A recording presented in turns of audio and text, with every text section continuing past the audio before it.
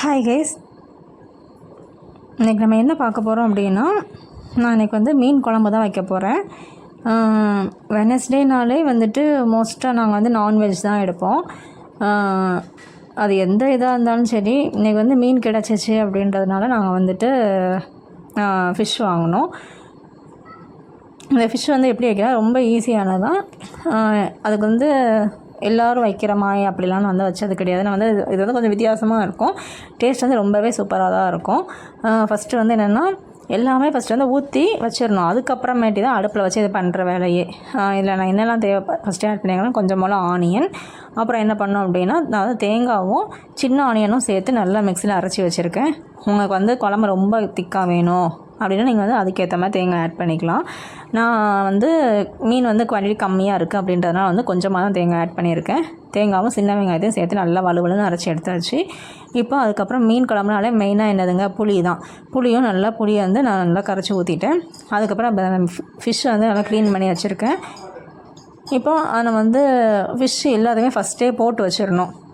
அதுக்கப்புறமேட்டி தான் இந்த பாருங்கள். அதுக்கப்புறம் என்ன பண்ணுறேன், குழம்புக்கு ஏற்ற மாதிரி குழம்பு மிளகாத்தூள் போட்டிருக்கேன். அப்புறம் தேவையான அளவு மஞ்சத்தூள், கொஞ்சமாக சால்ட்டு, இது எல்லாத்தையுமே ஆட் பண்ணிக்கிறேன். புளி வந்து அதிகமாக ஊற்றி வச்சோம் அப்படின்னா மீன் குழம்பு டேஸ்ட் வந்து ரொம்பவே நல்லாயிருக்கும். அதனால் புளி வந்து நான் கொஞ்சம் அதிகமாக தான் ஆட் பண்ணியிருக்கேன். பாருங்கள், நான் இப்போ தான் வந்து ஸ்டவ்வே ஆன் பண்ணுறேன். ஆன் பண்ணி அதில் மெயினாக என்ன பண்ணணும் அப்படின்னா, ஃபிஷ்லாம் போட்டு நல்லா தண்ணிலாம் அதிகமாக ஊற்றிட்டு அடுப்பை வந்து கண்டிப்பாக வந்து லோ ஃப்ளேமில் வச்சிடணும். லோ ஃப்ளேமில் வச்சு எப்படியும் ஒரு 20 to 20 மினிட்ஸாவது நல்லா வந்து கொதித்து வரணும். நல்லா அப்படியே கொதித்து வரும்போது அது நல்லா குழம்போட சாறு வந்து கொஞ்சமாக நல்லா திக்காகிட்டே வரும். அந்த டைமில் தான் லாஸ்ட்டாக வந்துட்டு ஆயில் ஆட் பண்ணணும். அதனால் ஃபஸ்ட்டே வந்து எதுவுமே பண்ணணும் அப்படின்ற தேவை கிடையாது. இப்போ அந்த குழம்பு வந்து நான் கொதிக்க வச்சிட்டேன். இப்போ அடுத்து இது என்ன பண்ண போகிறோம் அப்படின்னா, ஃபிஷ் வந்து ஃப்ரை பண்ணுறதுக்காக தனியாக எடுத்து வச்சுருக்கேன். நாங்கள் என்ன ஃபிஷ் வாங்கினோம் அப்படின்னா, பாறை மீன் தான் வாங்கினோம். நல்லா தலையெல்லாம் வெட்டி நல்லா க்ளீன் பண்ணி எடுத்து வச்சுட்டேன். இப்போ இது எல்லாமே பொரிக்கிறதுக்காக எடுத்துக்கிட்டு இருக்கேன். பொரிக்க நல்லா வாஷ் பண்ணியாச்சு. பொரிக்கிறதுக்கு வந்து எனக்கு வந்து குழம்பு மீன் அப்படிங்கிறத விட எனக்கு வந்து பொரிச்ச ஃபிஷ்னால் எங்களுக்கு வந்து ரொம்பவே பிடிக்கும். அதனால் குழம்பு வந்து சும்மா ஒரு சோத்துக்கு ஊற்றி சாப்பிட்ணும் அப்படிங்கிறதுக்காக மட்டும்தான் வச்சுக்கிட்டு அதை கொஞ்சம் கம்மியாக தான் ஃபிஷ் போட்டேன். பொரிக்கிறது தான் எனக்கு ரொம்ப பிடிக்கும் அப்படின்னா ஃபிஷ் வந்து அதில் கொஞ்சம் அதிகமாக எடுத்துக்கிட்டோம். அப்புறம் அதில் வந்து என்னென்ன ஆட் பண்ணியிருக்கேன் அப்படின்னா, நிறையா தனி மிளகாத்தூள் ஃபஸ்ட்டு, அதுக்கப்புறமேட்டு பெப்பரும் சீரகமும். நான் வந்து அதை என்ன பண்ணியிருக்கேன் அப்படின்னா, தனித்தனியாக வாங்க மாட்டேன், ரெண்டுத்தையுமே வந்துட்டு சேர்த்தா மிக்சியில் அரைச்சி வச்சுருவேன், மிளகு சீரகத்தூளை. இப்போ அதை ஆட் பண்ணியிருக்கேன். அதுக்கப்புறம் கொஞ்சமாக மஞ்சத்தூள், அப்புறம் வந்து தூள் உப்பு. இதெல்லாம் நல்லா தூள் உப்பு வந்து ஃப்ளேவருக்கு ஏற்ற மாதிரி ஆட் பண்ணிக்கிட்டேன். உங்கள்கிட்ட லெமன் இருந்துச்சு அப்படின்னா நீங்கள் வந்து லெமன் ஆட் பண்ணிக்கலாம்.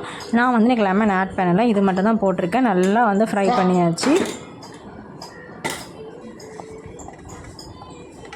நல்லா மிக்ஸ் பண்ணிக்கணும். எந்த அளவுக்கு மசாலா வந்து நல்லா குழம்புல வந்து ஃபிஷ்ஷில் வந்து நல்லா அப்ளை ஆகணும், அது வரைக்குமே நல்லா வந்து பரட்டி எடுத்துக்கோங்க. நல்லா எல்லா பக்கமும் ஒன்று போல் வந்து நல்லா பரட்டி எடுத்தாச்சு. நம்ம வந்து எந்த அளவுக்கு நல்லா ஒன்று போல் பரட்டுறோமோ அப்போ வந்து நம்ம ஆயிலில் போட்டு பொரிக்கும் போது அந்த மசாலா வந்து தனியாக கலராது.